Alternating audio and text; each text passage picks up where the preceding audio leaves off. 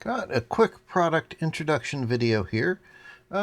Here we have a TRS-80 PC-2 and a Sharp PC-1500A. This also applies to the Sharp PC-1500. Several weeks ago I bought a lot of these. There were 5 PC-1500As that looked a little bit dirty and, but otherwise in pretty good shape.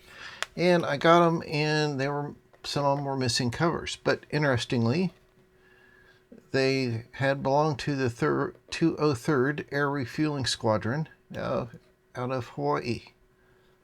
So anyhow, and in the past I had gotten some of these where they had this type of memory module which plugs in here. You take the original cover off and you plug this guy in here.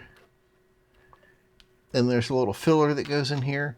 Well, when you get these and you want to put in like one of the new banked memory modules, you're missing this cover then.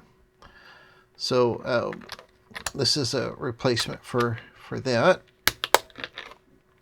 These are always a little tricky to get in, even the original ones.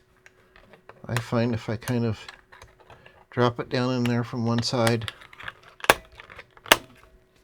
then it goes in. So there we go. So we've got a replacement for the original cover, for the filler panel, for the 60-pin connector that goes on the end, the battery cover. These are all resin printed.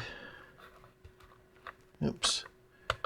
Some of these old covers are slotted, so you can take them off without removing that screw all the way, and some are not. So there's the original cover on the PC-2. Here's the replacement in black. All of them are kind of a matte or semi-gloss black. There's not the wide range of colors in resin like there is in filament printers, but the detail is just amazing, and I think that looks pretty nice. If we look at the PC-1500A, it's the same way. Same selection of covers. Everything pops in there just like the original, and they are up on the website right now. Tried to price them inexpensively so you can grab a set of covers if you need them for your PC-1500 series machine.